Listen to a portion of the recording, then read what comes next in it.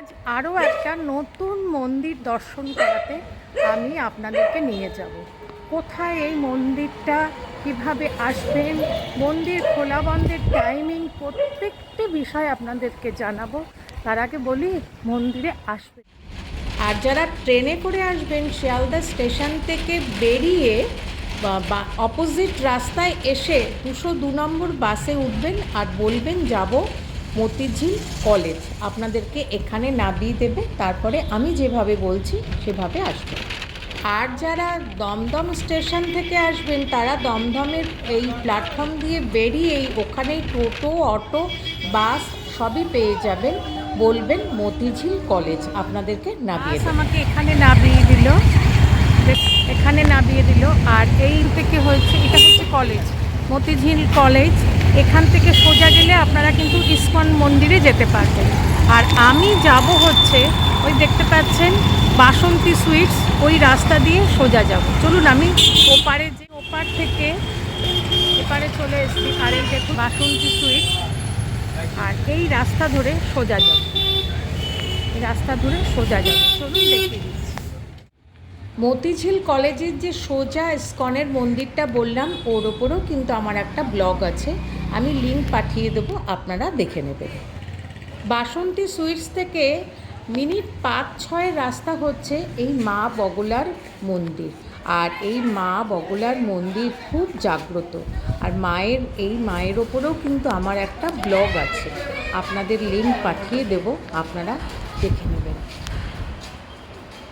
সেই বগলা মায়ের মন্দির, আর তার ঠিক দেখবেন এখানে 4 রাস্তা মোড়, আর এখানে হরি ঘোষের ঘি, এই রাস্তা ধরে এগিয়ে যাবেন।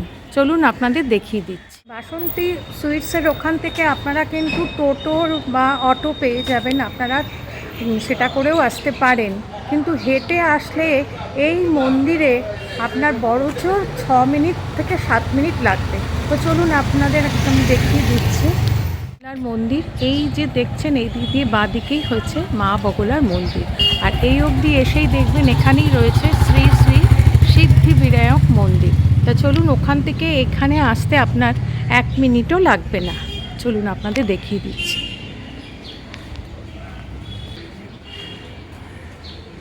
এই হয়েছে একদম মন্দিরের তোরণের সামনে গৌরীপুত্র সিদ্ধি বিনায়ক মন্দির, দেখতেই পাচ্ছেন। আর এই দিকে দেখুন অনেক টব, তার মধ্যে পাতাবাহার গাছ, আর এখানেও খুব সুন্দর গাছ, বিশাল বড় বড় গাছ। এপাশেও দেখুন টবে প্রচুর গাছ রয়েছে। আর এইটা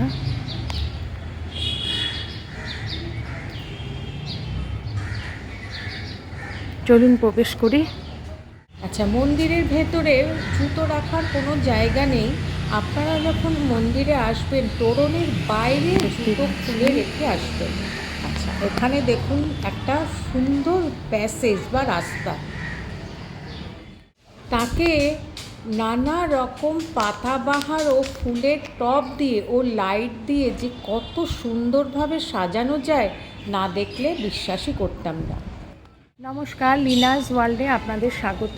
আজ আমি আপনাদেরকে নিয়ে চলে এসেছি শ্রী শ্রী সিদ্ধি বিনায়ক মন্দির। পুজোর সামগ্রী পাবেন কিনা, মন্দির খোলা বন্ধের টাইমিং, আর এখানে ভোগ প্রসাদ পাওয়া যাবে কিনা, প্রত্যেকটি বিষয় আপনাদের দেখতে পাচ্ছেন। পুরো প্যাসেজটা দুপাশে ছোট বড় ফুলের টব, পাতাবাহারের টব দিয়ে একদম সাজানো। আর দুপাশে দেখুন কি সুন্দর লাইট দেওয়া হয়েছে। আর 6 জুলাই এই মন্দিরের প্রতিষ্ঠা দিবস, সেদিন কিন্তু সারা দিন রাত খোলা থাকবে।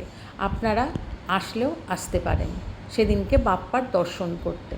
আর এই সামনেই দেখতে পাচ্ছেন সাদা আর সোনালি রঙের অপূর্ব সুন্দর মন্দির, আর 2টো চূড়া বিশিষ্ট দেখতে পাচ্ছেন, আর চূড়ার ওপরে ধ্বজা উঠছে। আর পুরো মন্দিরটা সাদার ওপরে সোনালি কারুকার্য করা, অপূর্ব লাগছে। আচ্ছা, মন্দিরে প্রবেশ করে বাঁ দিকে এবং ডান দিকে দেখুন বসার জায়গা রয়েছে, দেখতে পাচ্ছেন। আর এবার চলুন বাপ্পার দর্শন করে নিই। এই সিঁড়ি দিয়ে ওপরে উঠে বাপ্পার দর্শন করতে হবে। আচ্ছা, মূল মন্দিরে প্রবেশ করার বাঁ দিকে দেখুন কালো কোষ্ঠী পাথরের অপূর্ব সুন্দর হাতির মূর্তি রয়েছে আর অপূর্বভাবে সাজানো রয়েছে মালা এবং পোশাক পরিয়ে, খুব সুন্দর লাগছে। আর তার নিচে রয়েছে তুলসী মঞ্চ। আর তার ঠিক ডান দিকেও কিন্তু একইভাবে একই রকম কালো কোষ্ঠী পাথরের হাতির মূর্তি, তাকেও খুব সুন্দরভাবে সাজানো রয়েছে আর তার নিচে রয়েছে তুলসী মঞ্চ। আর তার পাশেই দেখুন লেখা আছে 6ই জুলাই 2022 সালে মন্দিরটা প্রতিষ্ঠা হয়েছে। আরও আছে মূল মন্দিরের প্রবেশের একদম সামনেই দেখুন একটা স্তম্ভের ওপরে গণপতি বাপ্পার বাহন মুসিক বা ইঁদুর জোড়হাত করে প্রভুর দিকে মানে গণপতি বাপ্পার দিকে তাকিয়ে রয়েছেন। আর এই মুসিকও কিন্তু কালো কোষ্ঠী পাথরের তৈরি। অপূর্ব না?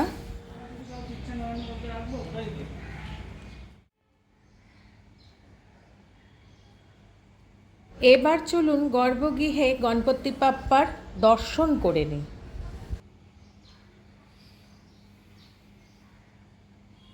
গর্ভগৃহে অপূর্ব সুন্দর পাথরের বেদিতে বিরাজ করছেন কালো কোষ্ঠী পাথরের গণপতি বাপ্পা বা শ্রী শ্রী সিদ্ধিবিনায়ক গণেশ। অপূর্ব সুন্দর লাগছে না? সিদ্ধিবিনায়ক গণেশের দুপাশে রয়েছে ঋদ্ধি আর সিদ্ধি, আর ডান দিকে রয়েছে কালো কোষ্ঠী পাথরের একটা শিবলিঙ্গ, আর রয়েছে হচ্ছে কালো কোষ্ঠী পাথরের নন্দী মহারাজ। আর গণপতি বাপ্পার বাঁ দিকে রয়েছে সাদা রঙের আর একটা গণপতি বাপ্পার মূর্তি।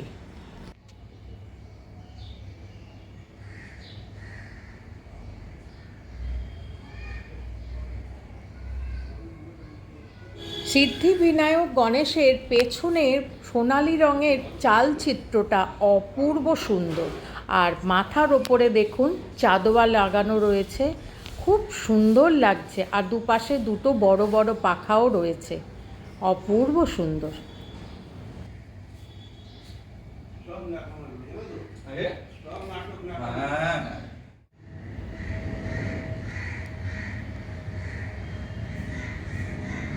বাপ্পাকে দর্শন করার পরে পরিক্রমা করারও অপূর্ব সুন্দর ব্যবস্থা আছে। চলুন এই দেখুন সরু প্যাসেজ কিন্তু পরিষ্কার পরিচ্ছন্ন, আর এখানেও দেখুন অনেক টব দেওয়া রয়েছে, খুব সুন্দরভাবে তৈরি করা আছে পরিক্রমা করার জন্য।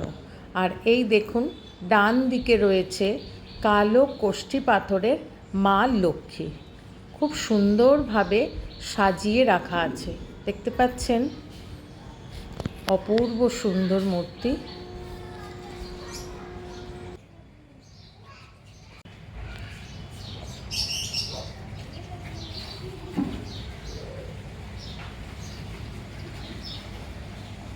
আচ্ছা, এবারে এগিয়ে চলুন, এখানেও দেখুন পাতাবাহার টব রয়েছে। আর এই হয়েছে পেছনের দিকে দেখুন, এখানে রয়েছে কালো কোষ্ঠী পাথরের কার্তিক ঠাকুর, অপূর্ব সুন্দর সাজে সজ্জিত, খুব সুন্দর লাগছে।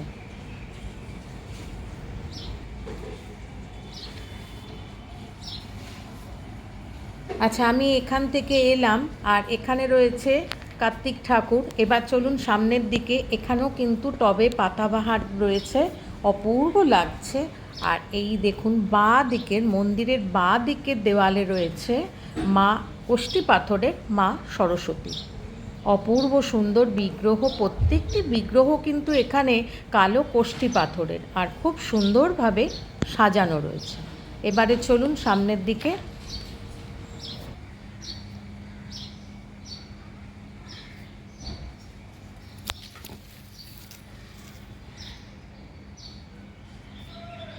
পুরো মন্দিরটা পরিক্রমা করে একদম বাপ্পার সামনে চলে আসতে পারবেন। দেখতে পাচ্ছেন খুব সুন্দর পরিক্রমা করার ব্যবস্থা আছে। এবার বলি সিদ্ধিবিনায়ক মন্দির খোলা বন্ধের টাইমিং। সকালবেলা 6:30 থেকে 12টা পর্যন্ত খোলা থাকে, আবার বিকেল 4:30 থেকে 8টা পর্যন্ত খোলা থাকে।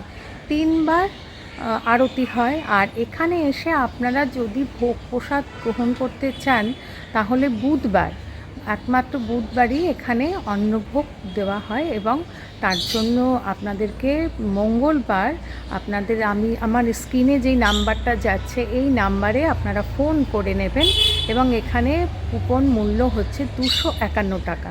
আগের দিন করলে আপনারা বুধবার এসে সেই ভোগ প্রসাদটা পাবেন। আমি একদম দাঁড়িয়ে আছি বাপ্পার সামনে, আর 6:30টার সময় কিন্তু আরতি হবে। তো দেখি আপনাদের যদি পারি নিশ্চয়ই দর্শন করাবো, আরতির দর্শন নিশ্চয়ই করাবো।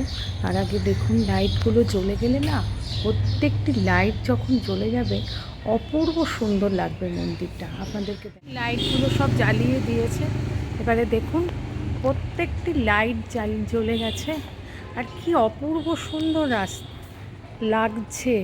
লাইটগুলো ছিকছিক করছে, দেখতে পাচ্ছেন। আর এই আরতি হবে, চলুন দর্শন আপনাদের করিয়ে দিই, আর আমি নিজেও দর্শন করি।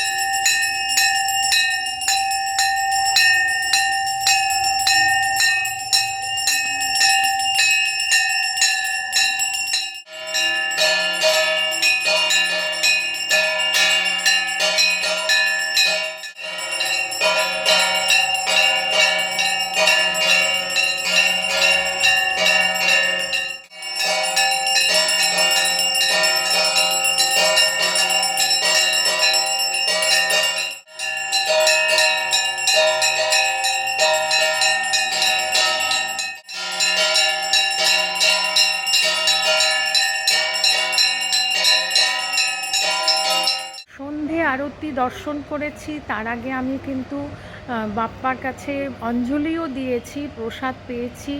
আর বাপ্পাকে আরও একবার দর্শন করে একরাশ শান্তি নিয়ে বাড়ির দিকে রওনা দিলাম। কেমন লাগলো অতি অবশ্যই আমাকে জানাবেন, লাইক, শেয়ার আর সাবস্ক্রাইব করে। Thanks for your time.